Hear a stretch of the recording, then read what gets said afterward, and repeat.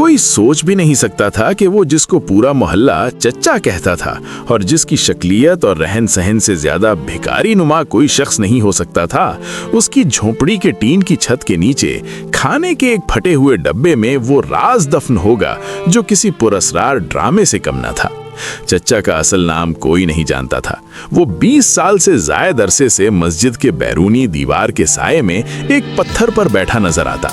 उसका हमेशा से एक ही लिबास था, एक गंदमी रंग की शेरवानी जिस पर पैबंदों के पैबंद लगे थे, एक मोटा सा तहबंद और सर पर एक फटी हुई टोपी। उसका चेहरा हमेशा बेहद सुकून से धूप में टकने वाले पत्थर की मानिंद बेहिस्सा लगता, मगर आंखें, उन आंखों में कोई पुरस्कार चमक थी, कोई ऐसी बात जो उसके जाहिरी हालात से मेल नहीं खाती थी। वो कभी आवाजें नहीं कसता था, ना ही किसी से इल्तिजा करते हुए देखा गया। बस हाथ फैलाए बैठा रहता और लोग उसकी खामोशी, उसके वकार से मुतासिर होकर या फिर रहम खाकर उसके सामने रखे प्याले में कुछ न कुछ डाल देते। शाम ढलते ही वो अपना वही एक थैला उठाता और मोहल्ले से बाहर नदी के किनारे बनी कच्ची बस्ती की तरफ चला जाता जहां उसकी झोपड़ी थी। चच्चा की मौत भी उसी तरह खामोशी से आई जैसा वो खुद था। एक सुबह वो अपने मुकर्ररा पत्थर पर नहीं आया, दूसरे दिन भी नहीं, तीसरे दिन चंद नौजवानों ने तशवीश का इजहार किया। मस्जिद के इमाम साहब ने कहा, जरा देखो तो सही, कहीं बीमार तो नहीं, बूढ़ा आदमी है, तन्हा रहता है। 4-5 नौजवानों का एक छोटा सा ग्रोह नदी किनारे की तरफ निकला। वो झोपड़ी जिसका दरवाजा महज एक पुराना कंबल लटका हुआ था, से कोई आवाज नहीं आ रही थी। हल्की सी दस्तक दी, फिर आवाज दी, चच्चा, चच्चा आप ठीक हैं? खामोशी। एक नौजवान ने हिम्मत करके कंबल हटाया। अंदर का मंजर देखकर सबकी सांसें रुक गईं। चच्चा एक पुराने चटाई पर लेटे थे, गहरी नींद में, मगर वो नींद हमेशा के लिए थी।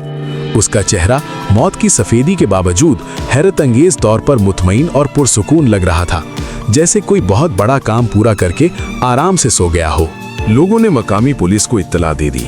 मामूली सी कार्रवाई के बाद, चूंकि किसी दावेदार का कोई पता नहीं था, चचा के सामान को देखने और झोपड़ी साफ करने का फैसला किया गया ताकि किसी रिश्तेदार का पता चल सके।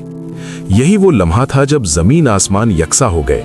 पुलिस के एक सिपाही ने चचा के सिरहाने रखे पुराने थैले को उठाया। वो मामूली सा लकड़ी का था। उसे खोला तो अंदर से कुछ पुरानी कपड़े, एक साबुन का टुकड़ा और कुछ बेतरतीब चीजें निकली।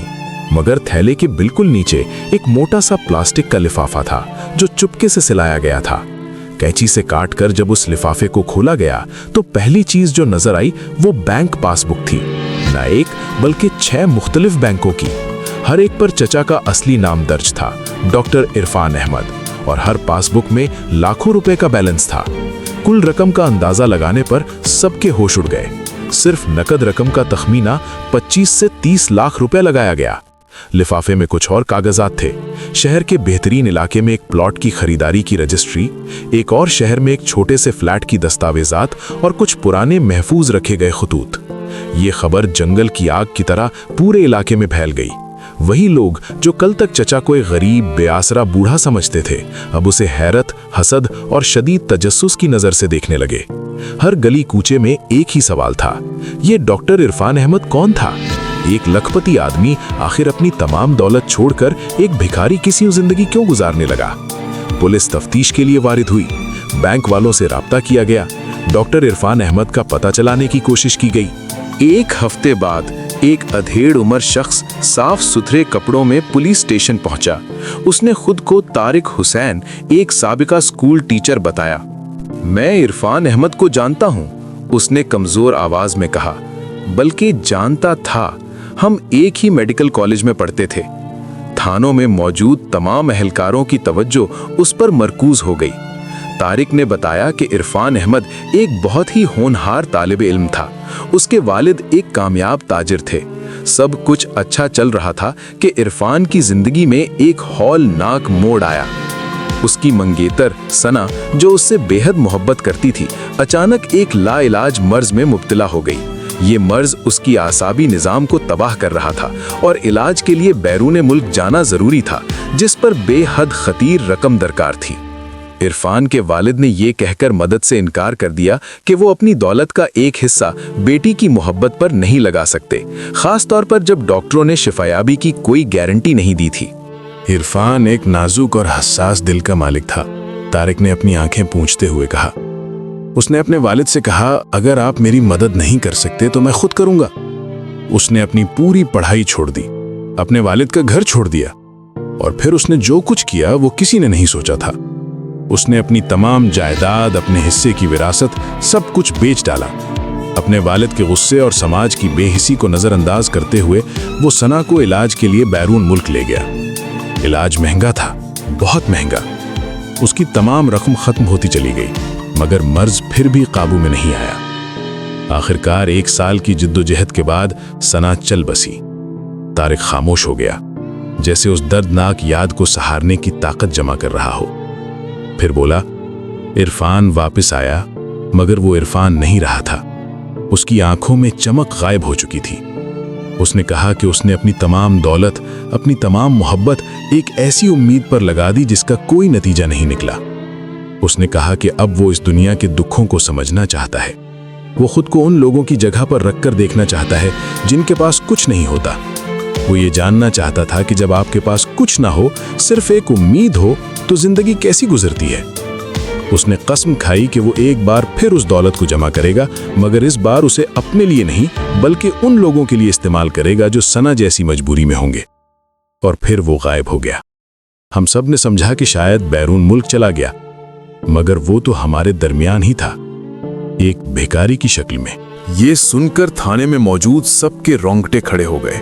तारिक ने उन खतूत में से एक खत निकाला।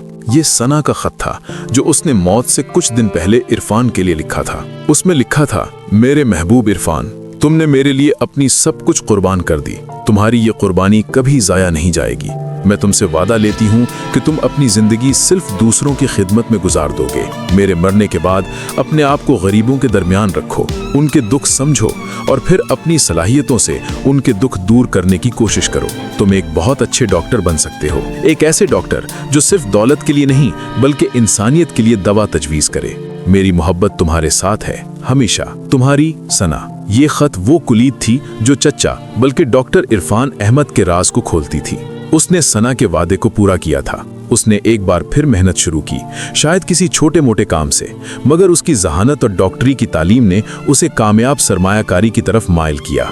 वो दिन में भिखारी बनकर गरीबों के दरमियान रहता, उनके मसाइल सुनता और रात को अपनी झोंपड़ी में बैठकर मालियाती मंसूबा बंदी करता। शायद किसी पुराने दोस्त के जरिए सरमायाकारी करता। उसने दौलत जमा की, मगर कभी उसे अपने ऊपर खर्च नहीं किया। वो अपने वादे के मुताबिक गरीबों के दरमियान रहा, उनकी खामोशी और सब्र को समझता रहा। उसकी झोंपड़ी में मिलने वाली रकम का एक बड़ा हिस्सा शायद उसी इलाके के जरूरतमंद बच्चों की तालीम या किसी बीमार की दवा में चला जाता था, बगैर किसी शोहरत के। पुलिस ने मजीद तहकीकात की। पता चला कि डॉक्टर इरफान अहमद ने अपनी जमा करदा दौलत को मुख्तलिफ खैराती ट्रस्टों के जरिए चलाया था, जिनमें वो खुद भी शामिल था, मगर फर्जी नामों से। उसने कैंसर के मरीजों के लिए एक फंड कायम किया था, खास तौर पर उन नौजवान लड़कियों के लिए जो सना जैसी बीमारी का शिकार हों।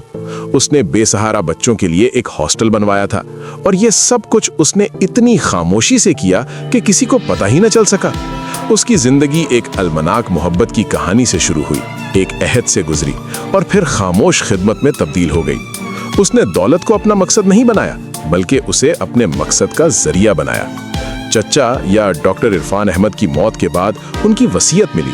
उसने लिखा था कि उसकी तमाम जायदाद और जमा पूंजी उस ट्रस्ट के नाम कर दी जाए जो वो चला रहा था। उसने लिखा, मेरी जिंदगी का मकसद पूरा हो चुका है। मैंने सना के वादे को निभाया। मेरी दौलत से किसी जरूरतमंद का इलाज हो, किसी बच्चे की तालीम हो, तो मेरी रूह को सुकून मिलेगा। मुझे उसी झोंपड़ी के करीब नदी किनारे दफन कर देना जहां से मैंने गरीबों की आहें सुनी है। चचा को उसी नदी किनारे दफनाया गया। उसकी कब्र पर कोई शानदार मकबरा नहीं, सिर्फ एक सादा सा पत्थर है जिस पर लिखा है डॉक्टर इरफान अहमद चचा। एक इंसान जिसने मोहब्बत में सब कुछ कुर्बान कर दिया और फिर इंसानियत की खिदमत में अपनी बाकी जिंदगी गुजार दी। आज भी जब लोग उसकी कब्र के पास से गुजरते हैं तो उनके जहन में वही सवाल उठता है, क्या हम वाकई अपने इर्द गिर्द के लोगों को जानते हैं? क्या ज़ाहिरी हालत कभी किसी के अंदर छुपे हुए समंदर की गहराई को बता सकती है? चचा की कहानी ने मोहल्ले वालों को एक गहरा सबक दिया। दौलत का असल मकसद सिर्फ जमा करना नहीं बल्कि तकसीम करना है। इंसानियत की खिदमत ही वो इबादत है जो हमें हकीकी सुकून देती है। और बाज़ औक़ात सबसे बड़ा कलंदर वो होता है जो दुनिया की नज़र में कुछ नहीं होता, मगर दर हकीकत वो सब कुछ होता है। उस झोंपड़ी में मिलने वाले लाखों रुपए सिर्फ कागजी नोट नहीं थे, वो किसी टूटे हुए दिल की तड़प, किसी पाकीज़ा वादे की तकमील और एक ऐसी रूह की खामोश गवाही थे जिसने दुख को समझा और फिर उसे दूर करने का बेड़ा उठाया। ये राज अब खुल चुका था, मगर चचा का सुकून और उसकी खामोश मुस्कुराहट उसके बाद आने वालों के लिए हमेशा एक पुरअसरार और मुतासिर कुन दास्तान बनकर रह जाएगी।